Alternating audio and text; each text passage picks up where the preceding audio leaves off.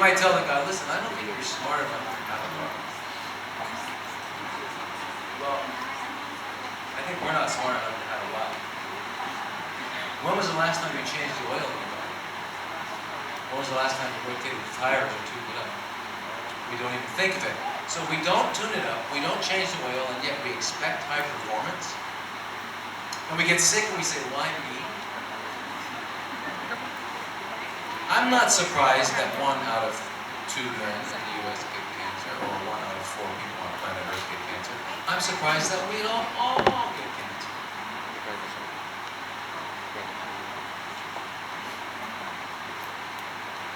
So upregulation. So here I got all this glucose around my cells. So my cells, with the wisdom of God, know that glucose will kill them. It produces what are called, anyway, it produces a lot of things, including an acidic environment. What do they say?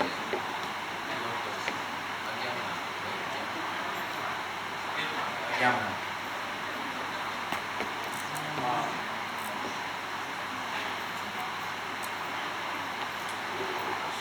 So what the cell does is the genes that make the insulin receptors, because remember, insulin is what's necessary to open up the door so glucose can go into the cell.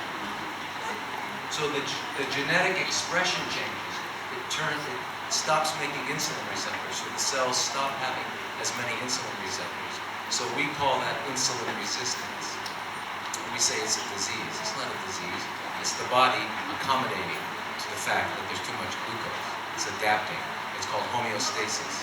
It's not a disease. It's a life-saving, homeostatic, corrective response. So now I'm eating whatever people eat, typical 21st century food, and my arteries start to get plugged up. Now my body's wisdom says that it has to maintain a certain blood flow. If I don't have a certain blood flow to my brain, I'm going to get dizzy. If I don't have a certain blood flow to my brain, if I don't have a certain blood flow to my heart, I'll have a heart attack, right? Have to maintain blood flow. So how do you maintain the blood flow in a narrowed vessel?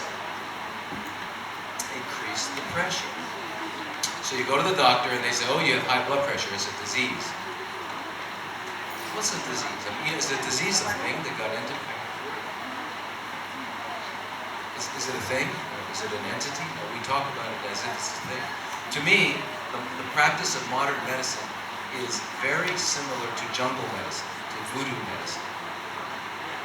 You know, you go to the witch doctor and he gives you a magic potion to get rid of the spell. It's the same thing. You go to this guy and he's, Prozac. I have a Prozac deficiency. I didn't know that. By the way, if you have a fever, what do we do immediately? We think that a fever is a paracetamol deficiency. So we immediately give you paracetamol. Why? Fevers are bad. Oh yeah? Who made fevers?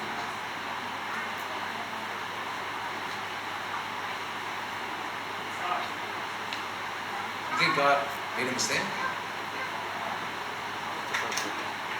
Anyway, I'll go into fevers in a minute because fevers are very important. If you ever have a fever, say, get on your knees and say thank you. Okay, so anyway, high blood pressure, the reason I have high blood pressure is because my body needs to maintain the blood flow in narrowed arteries. So do I need to take a drug that will poison the enzymes in my blood vessels so that they dilate artificially and lower my blood pressure? Is that what I need to do? No. What I need to do is get rid of the reason why my body does that. Because the body can only function under the law of necessity. In fact, the law of the universe, the law of nature, the law of God is not a moral law. It's not good or bad. Water doesn't run downhill because it's good. It runs downhill because it's necessary. So the only real answer to the question why, for anything, is because it was necessary. We can't often see that.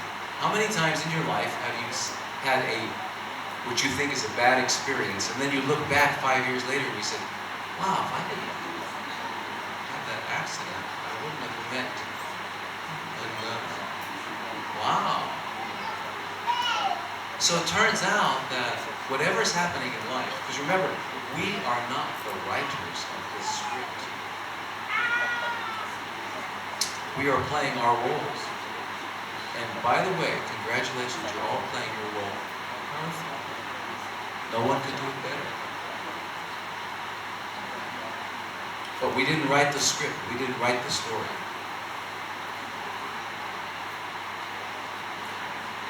We have to remember that.